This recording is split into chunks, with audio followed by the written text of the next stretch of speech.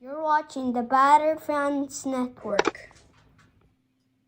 Chris, you're running late. Welcome everybody to episode number 549 of the Battered Herons podcast. I am your host, Daniel Garana, and alongside me will eventually be Mr. KBD, and we do have a special guest. This is always when we're talking Chicago. We have Nick from Glass House Soccer, but before we get to Chicago, we got to talk into Miami. 2 months off. We're finally back tomorrow night. It's been about 2 months off for the World Cup. We knew that Messi and Paul wouldn't be available, right? Especially if they were going to make the final. They made the final. They'll probably be out until August 5th, like we've been saying for a couple episodes now. I would assume August 5th because it's Leagues Cup. You know, the league wants to make their money. Leagues Cup wants to make their money. They'll be back for that, August 5th. That's the date that I'm assuming that they'll both be back.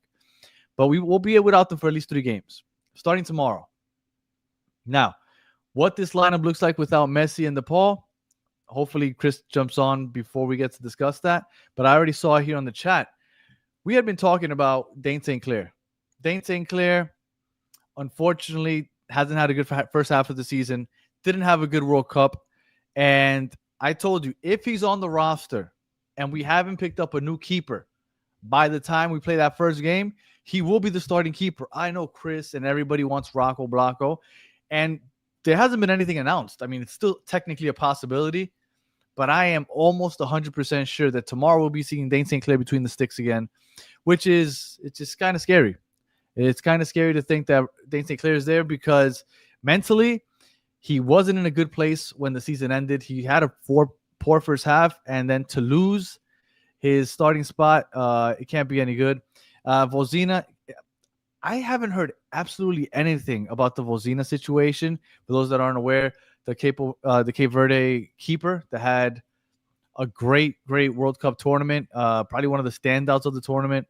And I heard those rumors as soon as they got eliminated, but then I haven't heard anything since then. So I'm really hoping that is going to go ahead. And everybody keeps asking about the jersey. This is a Miami Heat. It's actually Alonzo Mourning. For those asking if it's Ronnie Cycling, it's Alonzo Mourning. I miss these champion jerseys. Like back when I stopped wearing them, like I was like, okay, I like the stitched ones, but I don't know. The whole vintage thing is in. I kind of like this like screen printed 90s jersey. I kind of like them. Anyway, so Dane St. Clair, I would assume, is the goalie tomorrow. Now, and shout out to Rico Vegas asking, where's your co-host? He's running late. Hopefully he'll be here in a couple minutes. But fear not, whether he's here or not, Nick from Glass House Soccer is going to be here to talk Chicago. So Dane St. Clair, I think he's going to be the starter. But there's another issue. Franco Panizo, shout out to him. He reported today that both Falcon and Lujan were training off to the side. Usually those are players that are being held off to the side because they have some type of knock. If we are down Falcon, Lujan, and you have Dane St. Clair starting, and then you're playing against Lewandowski, his debut, then you have Zinchenko down the right, you have Bamba down the left, you have Gutman, you have so many options with Chicago. They have a good attack, and then we're missing 2 center backs, and you're probably starting with Dane St. Clair. It's interesting to see how that's going to work. And look, there he is. What's going on, Chris? How are you doing, sir? Listen, that sounds like an incredible disaster for Dane St. Clair is what that sounds like. He's going to face some shots for sure. I mean, to face some shots. I mean, face all the shots. I mean, who isn't going to shoot at our goalkeeper? What defense do we even have? I mean, look, Nick is mentioning Ayala out. I mean, Rocco Blanco. I like this comment, though. I told you, it's gotten to the point where I'm okay with Rocco taking the job. I don't think he is tomorrow, but it might be good because tomorrow against that Chicago and then being thin in the back line, maybe it's good to have Dane St. Clair come out there if we're going to have a bad defensive game one more time and then give it more of a reason to put Rocco in there. Look, look, Rocco won me over already. Like I'm ready to see Rocco also. If we're not going to have another keeper, give me Rocco. I mean, one goes saying that we look like Toronto FC right now. I mean, Toronto FC had like 74 players out. Their custodians were playing on the pitch. Well, so let me paint this picture real quick, right? Before we get into Chicago with Nick. We got Messi out. Oh, okay. Here it is. Thank you. I appreciate Nick. Nick, shout out to you. Appreciate that. Allende out. We kind of figured he might not be ready to come back. That guy. Ayala out. Morales, I wasn't aware, out, but he doesn't play anyway. Lujan and Falcon probably out because they were off to the side in training today. Messi and RDP. So I think St. Clair starts tomorrow. Do you agree? I mean, look, I definitely agree because I think that to take him out, it's gonna be a dumb decision to take him out first game. I feel like you still have to let him drown himself like a first couple games. And this is the game to do that. All right. Yeah. So we have Region, which my understanding is he's healthy, left side. You have Frey on the right. We're good at fullback. Now, center back. Mikael has been our best center back. Yeah. So we still have him. And then next to him, we have Noah Allen, which is not a bad center back. No, he was our starting center back for our championship run. I think we're okay. Right now, I'm talking myself into it. Like Nick. And he's Greek. Shout out to Nick. We'll talk about Noah Allen some when we get Nick on. But so our back line should be okay. Noah Allen isn't a scrub. I think it's okay. I mean, look, but then who's backing them up? Like, it's been so long since they played. We have no Aviles. Aviles got sent straight to Chile. Oh, who was the right back that took Frey's spot for a little while? I'm blanking. Oh, already. that garbage bag. It's been a while since we've done this. Who was it? Facundo Mura? Mura. Thank you. Yes, Mura. Mura can play a center back.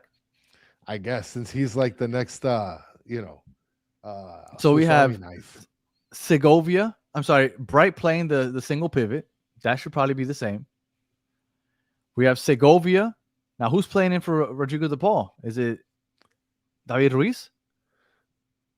No, there's no way that David Ruiz is going to play. Well, so Ayala's out. Who else is in the midfield? So Ayala's out, right? Mm-hmm. So it would be Bright, Segovia, and I would hope it's David Ruiz.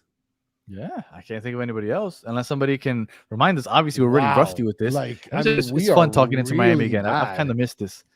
Listen, I told my son, my son's like, "Ooh, Inter Miami plays tomorrow." I'm like, I've been looking forward to this more than the damn World Cup. Like, you have no idea. Well, I mean, a little piece of me has been waiting to watch this. Silvetti. Is Silvetti healthy? If he's healthy, he's gonna start. I don't know if he's healthy. I mean, we still had Preston Planbeck was a backup last game. I mean, he lets him rip. But Planbeck is a little bit of a problem. He's like a baby problem. Every time he got onto the pitch, he was letting it rip from everywhere. Listen, right, I'll take a Planbeck.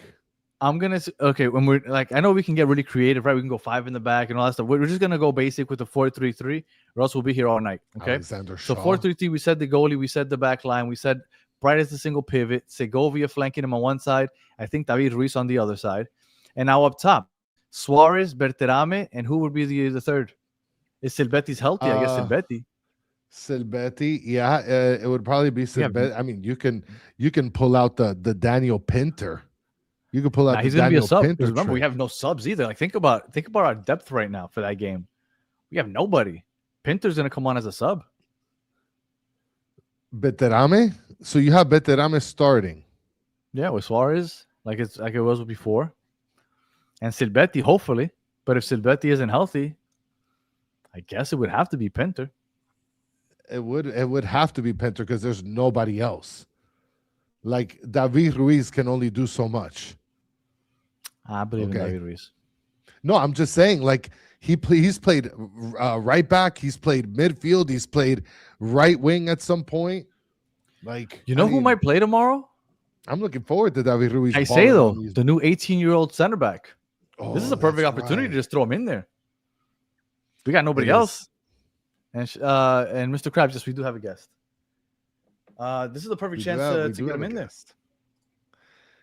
I'm looking forward to this. Like, even though it's not with Messi and stuff, like, I mean, look, I've been looking forward to watch men in pink play soccer for a while, Danny. All right, and I'm looking at the roster right now. Everything I see in this roster, I don't think we missed anything. We got it just about all down. Yeah, it's gonna be interesting. I think we did. I mean, the only other player that I imagine that would be a possibility was, I mean, this guy Abadia Reda.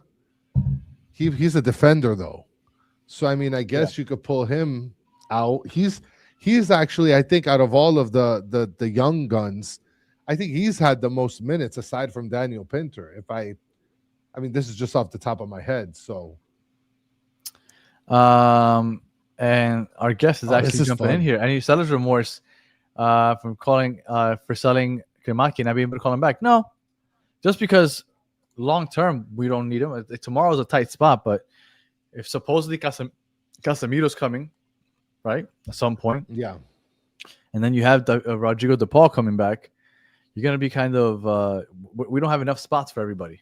So, all right. So, anything else Inter Miami wise before we jump on to Chicago? No, not at the moment. I mean, I've seen some of the players that been practicing on the side. I don't know if they're going to be available or not. Yeah, I mean, that doesn't mean that they're not going to be available, but at the same time, like, I don't know. Doesn't the coach look like he's been taking a vacation for 2 months, and here you are thinking he's in the lab crunching numbers? And I haven't seen him, so I don't know. You didn't watch the little conference that he had? I've told you a bunch of times I hate watching press conferences. You have to watch that. No, I don't. Okay. What did he say that was worth talking about? Well, I mean, he said nothing. He just said a lot of nothing. What did I miss? But I'm just saying, like, he looks like a mess. Oh, just to see what he looks like? Okay, I mean, I guess I can pull it up. He looks like he's taking a vacation, but at the same time, he looks extremely stressed. Okay. Because Messi and Rodrigo De Paul are not going to play. This is the last question I'll ask before we bring on Nick. Does he continue the aggressive style of play that he was before, since he took over? Right, pushing numbers forward, and you think so without Messi and without De Paul, and knowing that he's playing against a high-powered offense, you think that he's going to do it? Back to regularly scheduled programming, like Stancy said. Nah, I would hope that he would running and gunning. I hope that he would change things depending on his opponent. The fact that you think that he has 1% of like strategic planning is just beyond me, Danny. I don't understand how you think of the biggest club in this league. What's he in charge of? And one of the most in charge of. And I mean, I hope this doesn't sound hyperbolic, but this is one of the most famous teams in the world right now.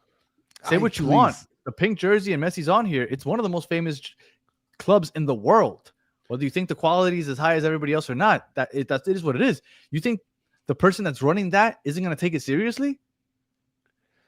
I want the chat to tell me what kind of snacks this guy Sanlehi looks like he has in the conference room that he's apparently been working in 16 of the 24 hours. Because the fact that you think that he's been in the lab this whole time, you're out of your mind. He looks the same. He looks like nothing different, man. He looks like a mess. He looks like he's been swimming in barbecue Pringle chips. Whatever, man. All right. So, without further ado, Hoyo's going to continue with his tactics. I can't imagine that. No, I can't imagine. But we are going to talk to Nick. He looks like a corn nuts kind of guy. From Glasshouse Soccer. We love having Nick on. So let me bring him. Let me find this. Boom. And there we go. Nick, what's going on, man? How are you doing, sir? Guys, great to see you here in the banter. It's like we never left. What 2-month break? What World Cup? We're back in the heat of it here. This is great. Yeah, man. It's good to be back. I missed talking about it. Now that we're talking about it, I'm like, man, this is fun. I missed talking about Inter Miami. But we want to talk a little Chicago. And when the rumors of Lewandowski were starting, I was like, that's weird. Kuipers is leading the Golden Boot. But then I thought, well, Kuipers can finish the season and then go somewhere else in January, right? He's already gone. Monterrey. Gone. Yeah. Lewandowski. A lot of Chicago fans had that same feeling. Like, oh, like we've been in the mix for De Bruyne. We've been in the mix for Neymar. We've been in the mix for a lot of other big names. Were those real options to come to Chicago? Maybe not. But the Lewandowski rumors, like that had legs. Obviously, there's a huge Polish community here in Chicago. That was another draw for him to come here, another draw for the team to go out and recruit this kind of a player. So everything seemed to be falling into place with it. And everyone in Chicago went, how do we make Kuipers and Lewandowski work together? Because we don't want to lose Kuipers. We love him. He's got 40 goals in MLS in 2.5 seasons. Mm-hmm. And you heard from the club. You heard from Berhalter. We're going to try a 2-striker system. We got to get time for Lewandowski to get acclimated. Oh, he was salivating. Oh, man. We thought it was going to be great. We thought everything was going to work out. We thought this was, I thought this was the modeling after Inter Miami. Like, let's bring in Lewandowski, let's bring in Goretzka, and then let's keep our best players around him. Like you guys brought in Messi, brought in Suarez, brought in Alba, and then still had really, really good MLS players around him. I thought that's where Chicago was going. Then it comes out in the press conference. Kuipers doesn't want to be the number 2 guy. He asked to be moved. And yeah, we just found that out in yesterday's press conference. That's why you got to watch press conferences, Danny. These are the kind of info that comes out. So got him. That's why I got you on the show, though. I don't got to watch that shit. Oh, there you go. Yeah. But yeah, Kuipers, he asked for a move, and Monterrey had the best offer on the table. St. Louis also put in an offer. Apparently, there's some other MLS clubs who had an interest, but it was Monterrey who had the best dollars on the table. And yeah, it was massive news. It was a gut punch to all the Chicago Fire fans. Most fans I've talked to would rather have not signed Lewandowski and signed a star midfield, DP level midfielder to keep feeding Kuipers and to get all the other guys involved. I kind of want to just second that, because I feel like you had something proven with Kuipers, and then now you have this potential, right? Which was in addition to Kuipers. And then now there's no more Kuipers. And now you have Lewandowski, who you don't know whether he's going to pan out or not. I'm sorry that I jumped into this, Danny. No. He'll pan out. He's pushing 40. Like, I'd take a 29-year-old Kuipers over a 40-year-old Lewandowski. Like, this was my argument. And I did this on the show yesterday, because I did an MLS show about the transfer rumors. And this was my point. Lewandowski, what's the best you can hope for him? To be the Golden Boot winner. Yeah. Guess what? You already had that. Yeah. He's a leader at the moment. And that's why this is such a weird situation, right? To keep comparing it back to Miami, when you guys went out and signed Messi and all those players in 23-24, Miami was bottom of the league. They were struggling to find themselves as an MLS club. Chicago had found that base, and they had found their stars. They had Zinkernagel as an all-star. Kuipers voted an all-star this year. They had gone and signed a much improved backline in this offseason. And we felt like we just need like that one or two pieces to put us in solid trophy contention. And the fact that bringing in Lewandowski pushed out Kuipers, where everyone's just kind of like in limbo here. Like, is this going to work out? And it's hard because it's Lewandowski. If anyone's going to make this work, it's this guy, right? Even if he is 37, 38 years old, if anyone's going to make it work, it's him. Let's just hope it doesn't affect the rest of the roster and the rest of the chemistry. So I was in favor of the signing. Like, let's bring him in, but I never thought we'd lose Kuipers as a result of it. And since you keep referencing back to Inter Miami, it's something that we went through last summer, and then we're going through it again this summer. So I'm sorry here, guys. I don't know if my connection's coming in or out or not. Well, we can hear you. You're frozen, but we can still hear you. We're going through something like that this year, and then went through it last summer, where we decided to sign Rodrigo de Paul, big name, that's cute, but it wasn't necessarily filling a need. It's somewhere we already felt established. We're good here. And then this summer it's happening again. We have Yannick Bright. I understand that Casemiro is a world-class talent, but how much better is that position going to get if you're just talking about the defensive midfielding aspect? Now, if he's going to go be pushing forward, that's great, but we suffer from the counterattack, right? We suffer defensively. So if Casemiro's here to push forward and he's going to substitute and replace Bright, then I feel like we're not doing ourselves any service. If anything, what we're doing is counterintuitive. We're going to be suffering even more defensively. So we're going through something similar where it's feel like you're almost chasing the name, and the fit doesn't really make sense. Yeah, and that was the initial feeling that I had, that a lot of fans here in Chicago had. Like, okay, this is a business move. Like, are the Fire now one of those clubs that they're prioritizing the business over the sporting product? Especially when we heard from the players and the team all preseason, we think we can win a trophy right now.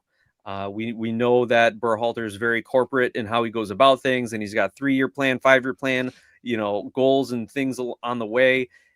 Does that all go out the window now because of that? Because of the Lewandowski signing?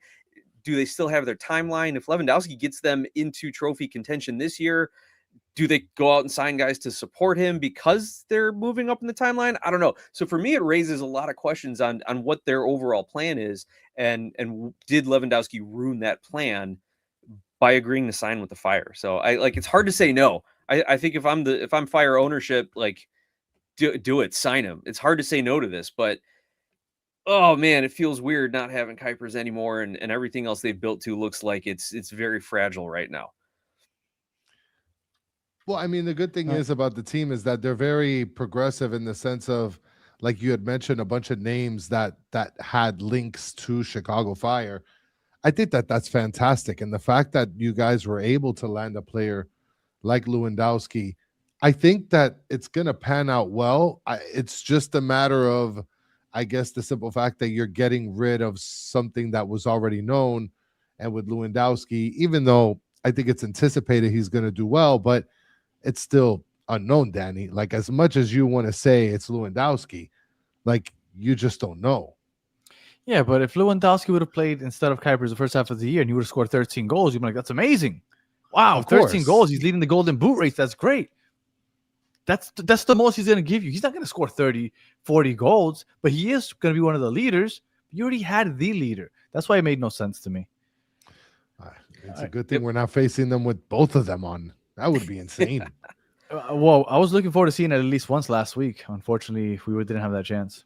Yes. Yeah, that was a huge bummer, because I like to think that if you could have had Kuipers and Lewandowski on the pitch at the same time, both of them feeding off each other, playing together, maybe that changes Kuipers' feelings towards the situation. But alas, wildfires, right? What else is going to happen this MLS season? So that's what it was. And the game was in Chicago, no?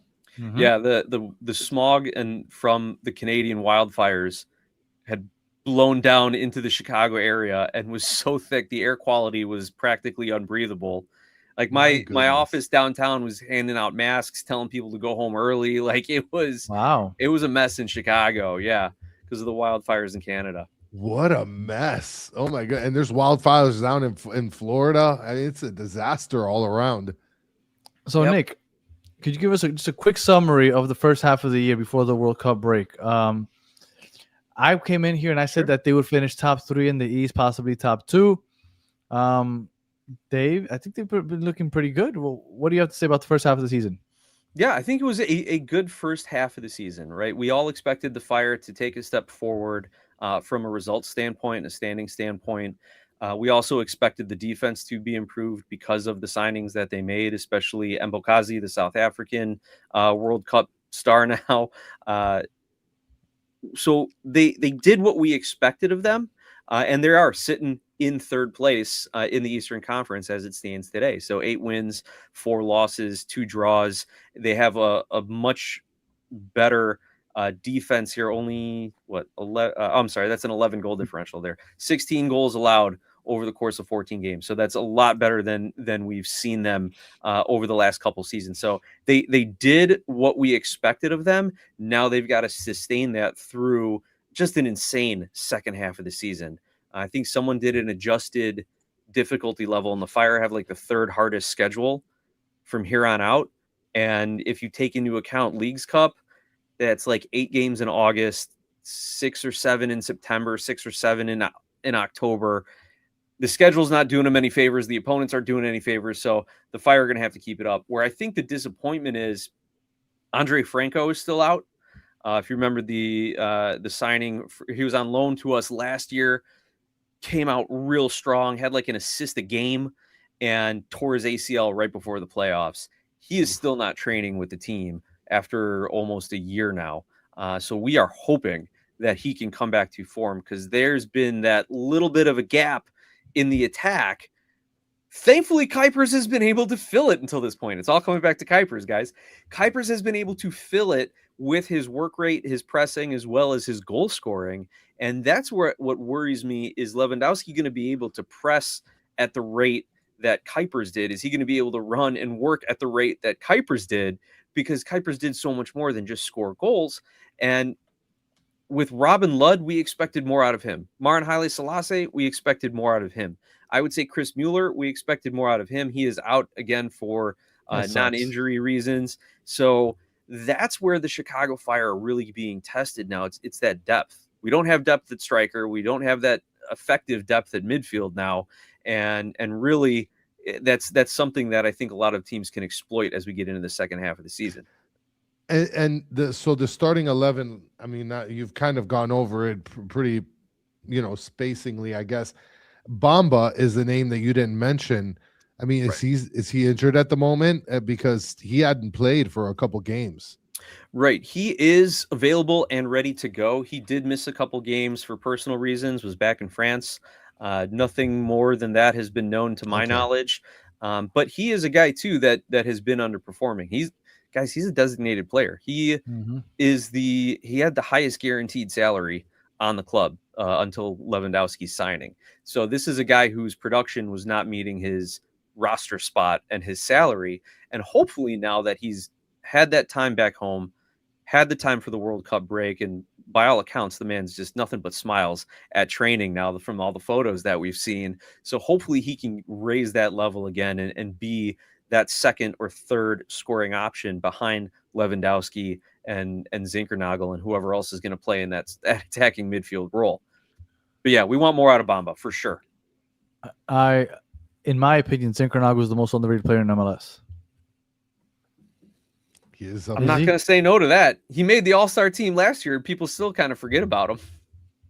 I think he might have been second or third in goal contributions last year. He was up 15 and 15 last year. Yeah. Yep. So, and what's been hard to, gosh, I don't want to sound so negative. I feel like I'm coming off so negative, right? Like we're third place right now. And we just signed Robert Lewandowski. I'm not really trying to be negative. But where I think we've seen Zinkernagel not really pick up from last season is he has been playing centrally at times, just trying to get a little bit more out of that midfield attack and give him a little bit more freedom. Where last year, you put him out on the wing and just said, run the wing. And he was getting in wide spots. He was playing in crosses. He's running at defenders, taking on 2 or 3 guys, which then would open up so much space for Kuipers or Bamba on the back post, or Gutierrez coming in as that kind of third runner into the box. So I would love to see Zinkernagel really cemented out on that wing and just allowed to roam the entire right side of the pitch and just create havoc. Like a Messi. I mean, if you want to compare our Danish player to the greatest of all time. Because Messi, he plays the right wing technically, but he's given the freedom to roam anywhere and everywhere. He usually drifts towards the center of the pitch. Yeah. But Zink's not as effective centrally, I don't think. But I think that was just Berhalter trying to see if he could maybe mix things up and tweak the roster as needed. Amy's asking, when is Casemiro going to be announced? We're assuming at some point in August. I'm really hoping that it happens before the Leagues Cup is over, because I would love to see him participate in the Leagues Cup, even though I still don't see where it fits. But since he's going to be here, might as well see him. So I'm hoping before the League Cup is over, but at some point in the next month or so. All right. Go ahead, Chris. Danny, I wanted to ask, because it seems weird. We usually get to like strengths and weaknesses, and I really don't see a weakness with Chicago. Just from an outsider's point of view, I mean, I've been looking at the roster and looking at you guys, and defensively, you guys are pretty solid. Andrew Gutman is very underrated also. Yes. And to be honest, like, Danny, this might be like a goal fest if you think about. Well, they kicked our ass last time we played them, right? Exactly. So, like, what is the for sure? I kind of don't want to go over the strengths, because I'm kind of tired of talking about your front line. Okay, I'm just done with that. So, like, give me a weakness. What is the Sure. weakness on this team, if there is one? Because Chris Brady's not it. Yeah, there's a couple spots that I'll say aren't as strong. Or let me use my corporate speak here. We have Ooh, opportunities nice, for good growth one. in a couple positions out on the pitch here. One of them would be defensive midfielder. I'm a huge fan of Anton Saletros. I think he can impact the game without showing up on the score sheet or without padding the stat sheet. But other than him, I still have questions about Jay Davila, who is the starting defensive midfielder. He'll go, probably every third or fourth game where he just kind of forgets that he's playing at a professional level, or will make a bad foul, or just kind of get lost. He is a good ball progressor.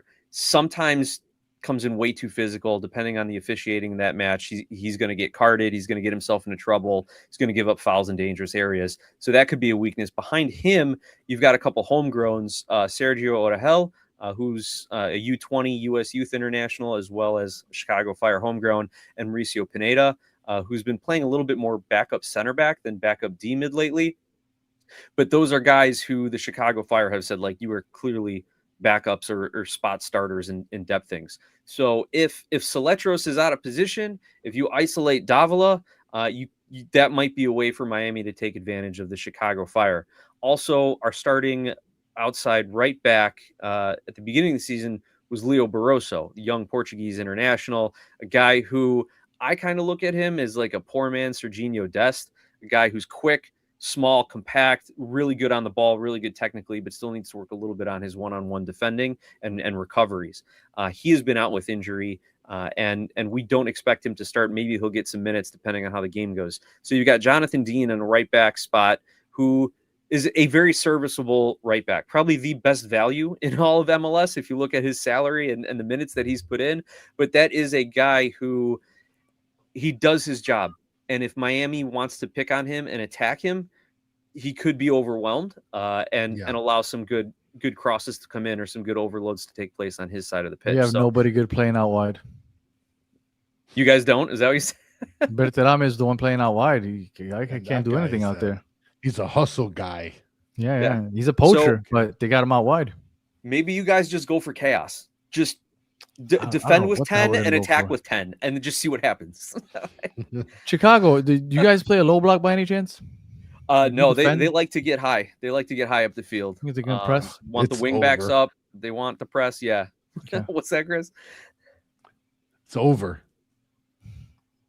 You think you're negative, Nick? Yeah, we could be Supporter Shield leaders by like 10 points, and Chris will find the reason to complain. Danny, I mean, I don't know what to tell you, but like, I was just looking at their stats, okay, and it's scary stuff, okay. Shots against, like, it's pretty scary. Shots against, defending wise, they're the least. So like, nobody's putting shots up against them. They're like one of the 5 best teams shots against in this league. Oh, well, let me be very clear. If Hoyos comes out with the same game plan that he has since he took over, I expect us to lose. My hope is that, unlike what you were saying, he didn't take 2 months in the sun, and he was trying to strategize about the second half of the year and how to attack games like this, where we are undermanned, where we do not have the offensive advantage. We just want to outscore another team, because we're not going to outscore Chicago if we're just going for a shootout. 1, because of the way we defend, and 2, because we're missing our offensive weapon, which is Messi, right? We play through Messi. He creates everything for us. So we can't win a shootout tomorrow. I would assume we can't. Maybe they'll surprise me, but I don't think we can. So we're going to have to defend. Maybe we play with double pivot since we're out with since RDP's out, Messi's out. Play a double pivot. Have David Ruiz and Bright back there. Let Segovia play the 10 role. Like something like that is what I'm expecting in order to win. But I have no idea what to expect tomorrow, Nick. What? Go ahead, Nick. No, I like what one of your listeners is saying here. Suarez can handle wide. Suarez can be the 10. Like if he has a throwback game to, what was it, 23? That first season Messi was here, and he came 24? Up to, or 24 maybe. Yeah. When he came up to Chicago and had a brace, and you guys beat us 4-1 or something like that. Like if Suarez has that throwback game in him, that could pose problems for Chicago. Yeah. I mean, he'll be fresh. He's been out for 2 weeks. I'm expecting a big game from Suarez tomorrow. He's been out for 2 months. His knees are going to be as rejuvenated as they've ever been. Because even after the MLS Cup final, we played like a month later in the friendlies and stuff. Like, he had 2 full months off. This is going to be the best Suarez we've ever seen. Getting some therapy in the World Cup break, hopefully.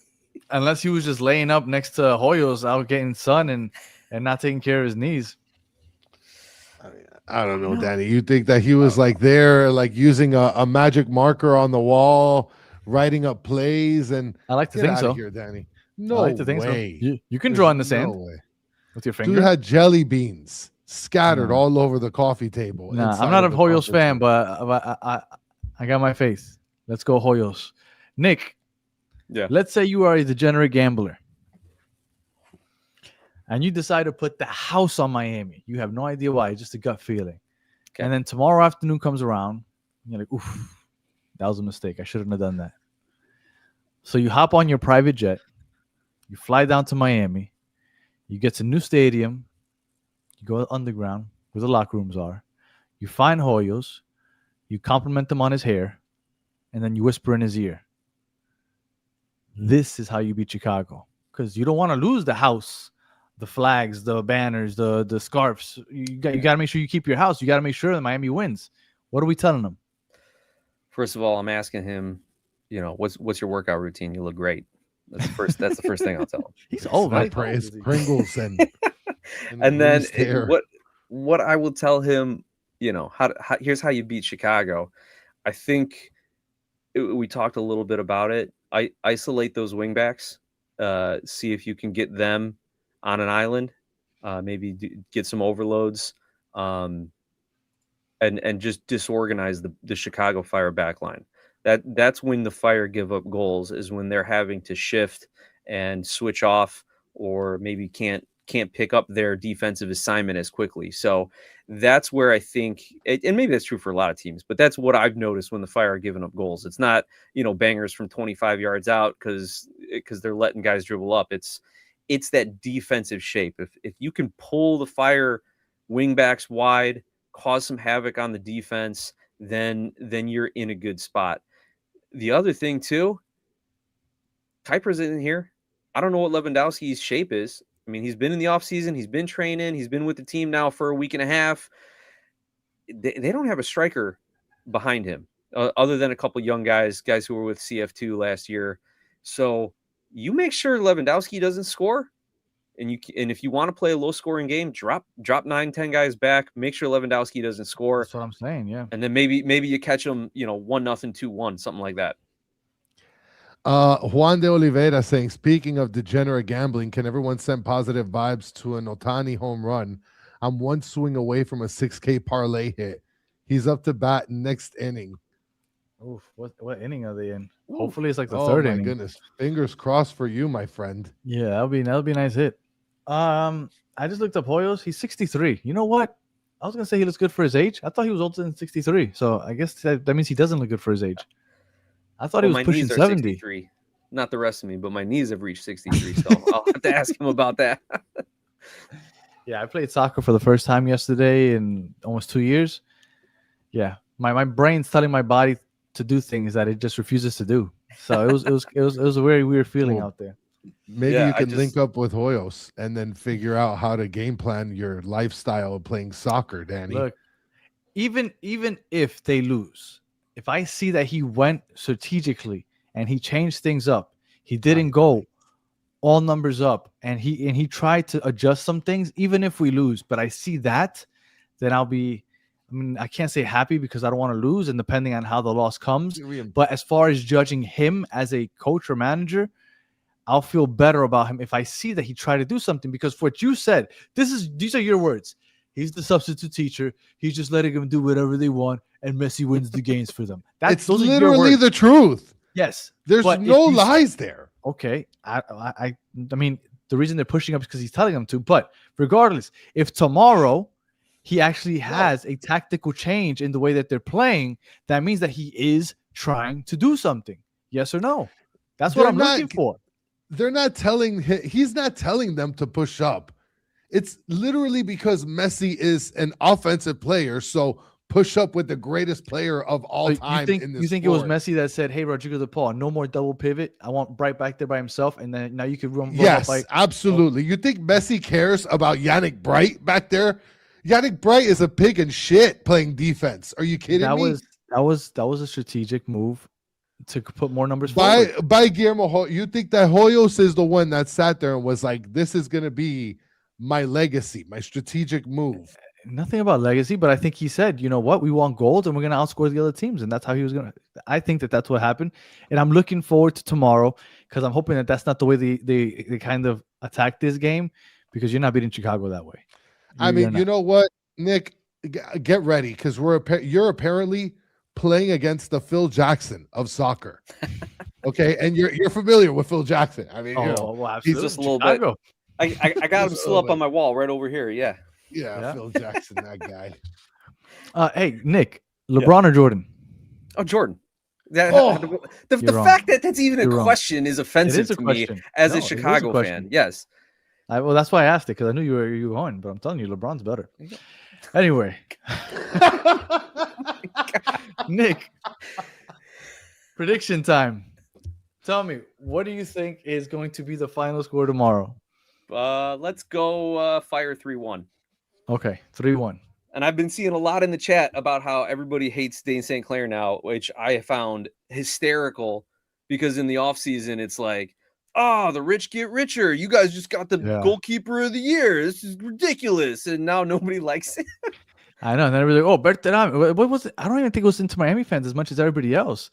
Yeah, like, everybody's like, oh my God, if they don't win the Champions Cup, this is the biggest failure in MLS history. It's like, relax. Like, what did we really pick up? Like, Dane St. Clair. But when we got him, I was telling everybody, like this is a crazy team to be a keeper for. Like, people don't realize that you're going to be taking shots left and right. And if you're not used to that, you know. All right. Chris, how do you think this game goes? I mean, Dane St. Clair, again, in goal. On top of that, Rocco Blanco, which is the 2-time reigning champion, MLS and USL champion back-to-back. Okay. I had to throw that in there, Danny, by the way, because I haven't done a goalie-polly yet. We're going to lose 4-1 big time. I mean, it's going to be a shellacking. And the only goal that's going to be made is probably going to be a spicy David Ruiz play. Okay. I'm glad you didn't say an own goal. No. Nick, do you think Lewandowski scores tomorrow? I mean, I want him to. I think the universe wants to see it, especially the front office and MLS wants to see it. I think he scores tomorrow. I think he does. And if only because nobody else on the team has been scoring as much. So, he's going to get one. Yeah. I think he'll get at least one. I think this is the right defense to do it. With that said, he will score one. Miami will score more than one. I have faith that Guillermo Hoyos did not just sit out on a beach and tan and highlight his hair for the last 2 months. I have belief and I have faith that he went ahead and he decided, you know what? They said that this is my job until the end of the season. Let me do the best I can at it. And he came out with tactics to use where we can defend a little better, maybe not push so many numbers forward. And he is ready for scenarios in which he knew that Messi wouldn't be available for the first couple weeks after the World Cup.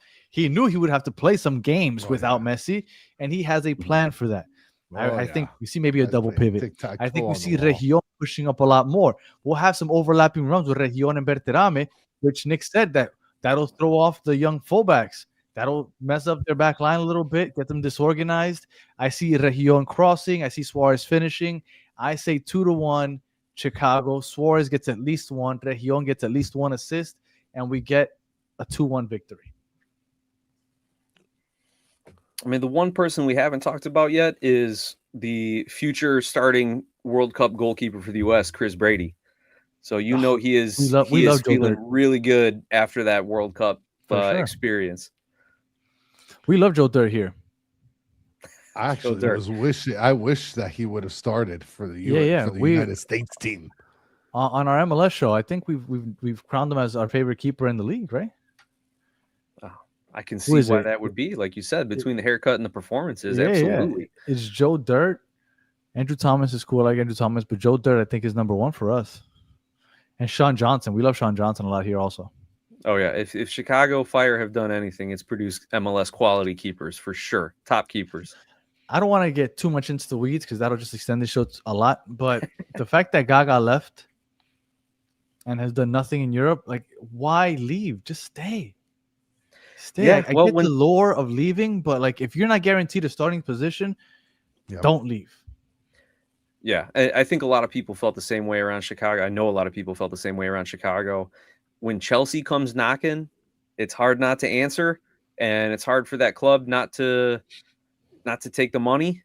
But yeah, he was just a part of that famous Chelsea loan army. They sent him to the worst team in Belgium on purpose. Like, they picked that team to make sure that he was going to get just peppered for an entire season. Right, of course. And I don't know I don't know why they would do that. I don't know what they were trying to evaluate him for in that kind of situation, but yeah, it really hasn't done much for him. And there's even a very small contingent in Chicago who are like, yeah, when Brady's gone, bring back Slonina, bring Gaga back and just let him pick up where he left off. For sure.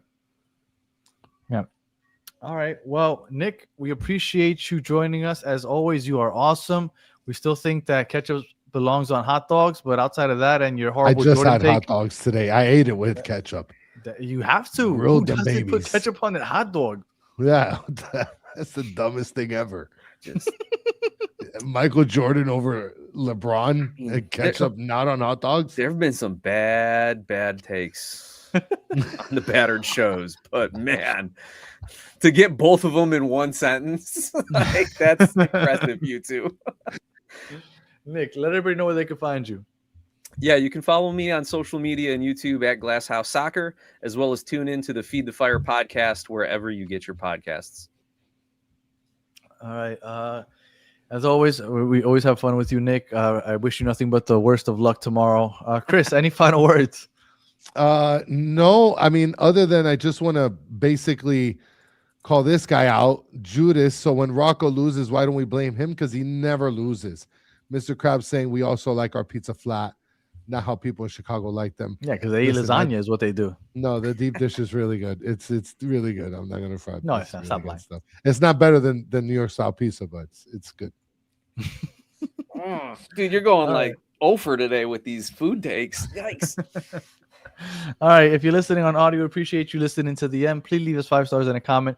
If you're watching on YouTube, please like and subscribe. Make sure you follow Glasshouse Soccer also. And we will be back tomorrow for the post game. So until the next one, have a good one.